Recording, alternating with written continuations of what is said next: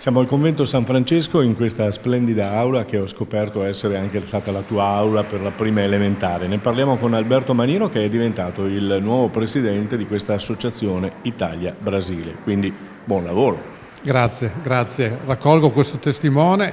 L'Associazione Veneto Brasile è un'associazione nata e voluta dalle amministrazioni comunali, dalla scuola enologica, proprio per mantenere vivo e far crescere questo rapporto con le nostre radici. Diciamo quella zona di Garibaldi, città con cui Conegliano è gemellata, festeggia proprio quest'anno i 150 anni dal primo giorno dell'immigrazione, quindi un percorso lungo che vede delle radici comuni tra loro e noi e soprattutto vede queste due realtà confrontarsi e tenere dei rapporti molto stretti. Nasciamo con questo scopo dell'associazione, che oggi è più vivo che mai, perché anche oggi con l'associazione Amazonas andiamo a scoprire che queste donne imprenditrici brasiliane sono una realtà nel nostro territorio, forse non nota a tutti, ma molto attiva e presente, e quindi noi collaboriamo volentieri come associazione con questo mondo che evolve, che cresce e che si fa sentire. Adesso parliamo con la presidente dell'associazione Amazonas qui a Conegliano, qui al convento di San Francesco. C'è questa collaborazione con il comune e naturalmente con le donne che sono dell'associazione.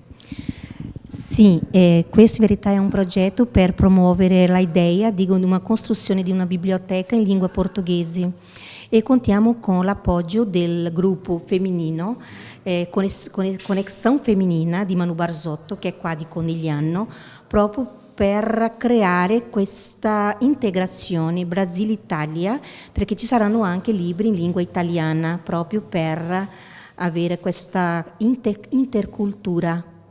La trovo interessantissima questa biblioteca italiana-portoghese. Come è nata? Da un'esigenza particolare oppure... Noi siamo dal 2005 un'associazione che cerca di portare la cultura brasiliana qua in Italia e abbiamo visto una necessità fra i nostri connazionali di avere libri anche per fare attività con i bambini a casa o nei laboratori in lingua portoghese.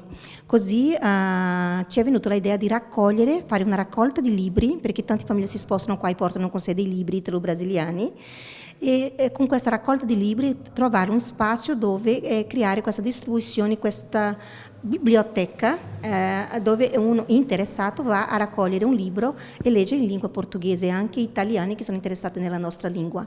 La cosa bella è che, come ha segnato la signora Manu Barzotto, conoscete solo il samba, conoscete l'allegria nostra, ma dovete conoscere anche la cultura. Esattamente, noi stiamo da quasi 20 anni proprio lottando per avere questa, non è cambiare l'idea del Brasile, perché noi siamo anche samba, noi siamo carnevale, noi siamo tutto questo, ma non siamo solo questo.